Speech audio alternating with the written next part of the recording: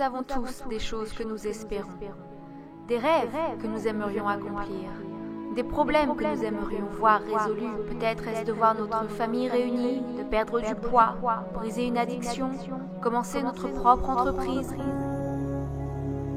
Mais parfois, alors que les mois s'écoulent, les années passent et rien ne change, il est facile d'être découragé et de se dire « c'est pas possible, ça ne va jamais arriver. Ce que j'ai aujourd'hui, c'est tout ce que je peux attendre de la vie. Il faut juste que j'apprenne à vivre avec. » Nous passons tous par le découragement, la perte. La douleur fait partie de la vie. Et il est facile d'être découragé, de devenir amer et de se dire « mais pourquoi est-ce que cela m'arrive à moi ?» Parfois, c'est comme regarder à des morceaux de notre vie et il semble que cela n'ait aucun sens. Mais la clé, c'est d'examiner ce que nous faisons dans ces moments de souffrance. Parce qu'inévitablement, la souffrance nous change. Le découragement, la douleur, la perte, l'épreuve ne nous laisse pas inchangés. Chaque moment de douleur va développer quelque chose en vous qui ne pourra être développé que dans l'épreuve. Et ce temps d'épreuve finira par passer. Vous traverserez cette épreuve, mais vous vous en sortirez différent. Dans ces moments difficiles, inconfortables, alors que vous êtes malade ou que vous avez perdu quelque chose ou quelqu'un qui vous était cher, vous pouvez facilement vous laisser submerger. Mais la façon dont l'épreuve va vous impacter et vous changer dépend entièrement de vous. Vous pouvez vous en sortir amer ou vous pouvez vous en sortir meilleur. Vous pouvez en sortir vaincu, abandonnant vos rêves, ou vous pouvez en sortir avec une passion nouvelle, heureux des nouvelles opportunités qui s'offrent à vous et des portes qui pourraient s'ouvrir devant vous. Parce que vous êtes un guerrier, un combattant, bien supérieur au temps et aux circonstances. Ne vous plaignez pas de la douleur, car sans elle, vous ne pourrez jamais accomplir le plein potentiel du destin que Dieu a prévu pour vous. Parfois, cette douleur vient de nous-mêmes. Nous faisons les mauvais choix, nous nous investissons dans des relations qui, nous le savons, ne seront pas bonnes pour nous, et puis nous nous plaignons. Maintenant, il va falloir faire face aux conséquences.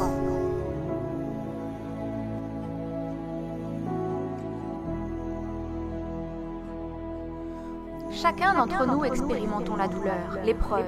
Mon conseil, ne vous contentez pas de passer dans l'épreuve, grandissez dans l'épreuve. Cette difficulté est une opportunité de devenir plus fort, de développer du caractère, d'acquérir une plus grande confiance. N'importe qui peut abandonner, n'importe qui peut se laisser submerger, mais vous savez ce que cela fait? Cela gâche votre épreuve. Cette douleur n'est pas là pour vous arrêter, elle est là pour vous préparer, pour vous faire grandir et développer vos capacités.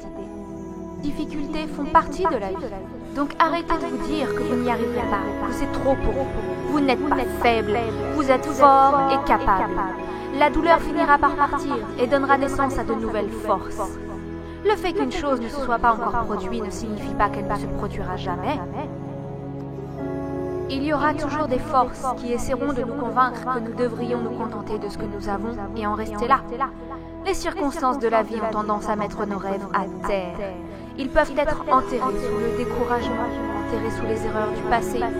Certains rêves sont même enterrés sous le divorce, sous une faible estime de soi, parce qu'il est facile de se contenter de la médiocrité, même en ayant tout ce potentiel enfermé à l'intérieur de nous.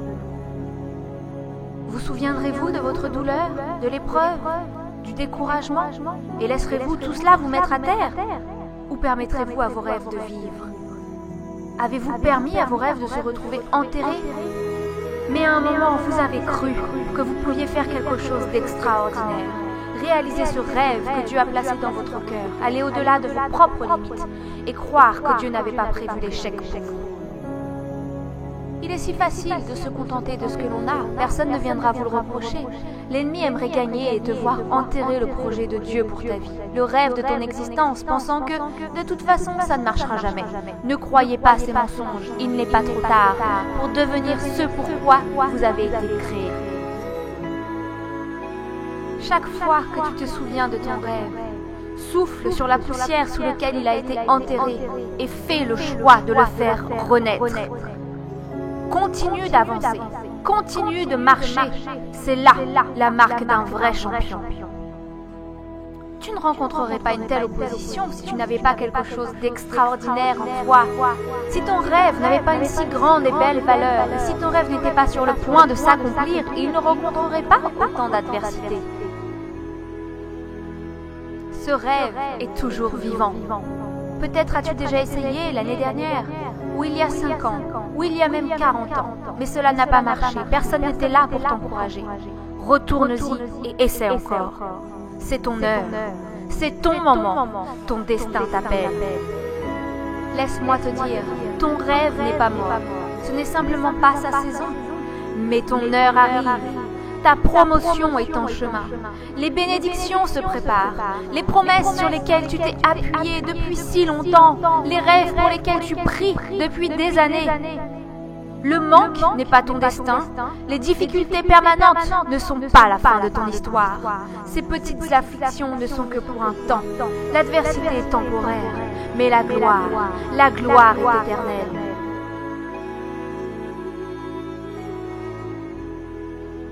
Il y a des rêves que tu as fait taire. Mais comme un feu dévorant, tu vas entendre ton destin appeler. Peut-être ça n'a pas marché la première fois. Peut-être le premier essai n'a pas été fructueux. Le premier rapport du médecin n'était pas bon. Mais ce potentiel est toujours en toi. C'est ton heure, c'est ton moment. Secoue la poussière de tes pieds, secoue la négativité de ton cœur. Tu es au bon endroit, au bon moment. Tout ce que tu dois faire maintenant, c'est avoir le bon état d'esprit.